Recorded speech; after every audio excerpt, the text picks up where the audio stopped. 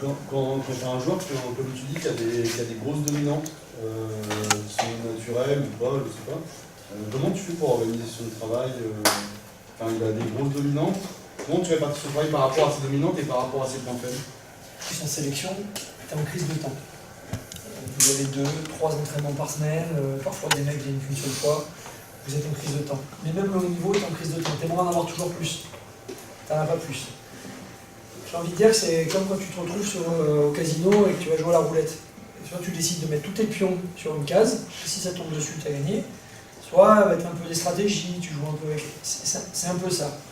Si le mec, il est là, et que tu décides, ton joueur qui est très très bon sur les qualités de vitesse, très très bon, technique de course parfaite, très fort de la chaîne postérieure, renforcer les ischios, donc c'est que tu prends un pied de ischio fessier, tu prends pas trop de risque de le blesser, et que tu décides de la semaine de lui faire 3 séances de vitesse. Bon, tu dis que tu vas peut-être chercher à gagner encore un peu plus. Mais tu as tout investi, tout ton temps, toute ton énergie et toute la sienne surtout, pour quelque chose où tu as moins de possibilités de développement. Donc à toi de savoir s'il vaut mieux que tu ailles le développer ailleurs, ou s'il faut que tu sois vraiment sur cet objectif de renforcer encore son point fort. Premier élément de réponse.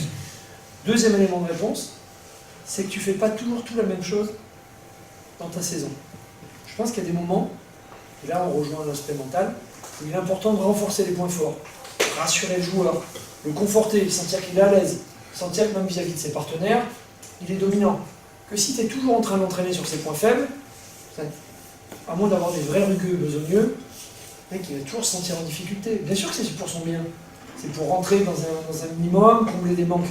Mais psychologiquement tu marques. Donc à toi aussi dans ta saison, d'avoir un moment où tu sais que, enfin, ce que je te dis là à l'échelle d'un joueur, d'avoir l'échelle de ton groupe, à un moment je pense qu'il faut entraîner ton groupe sur ses points faibles, mais il est aussi important parfois l'entraîner sur ses points forts, parce que tu vas lui donner de la confiance. Tu vois, voilà.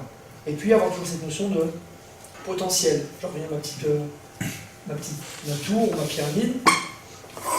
Globalement, qu'est-ce que mon joueur va être capable d'apprendre? Qu'est-ce que mon groupe va être capable d'apprendre?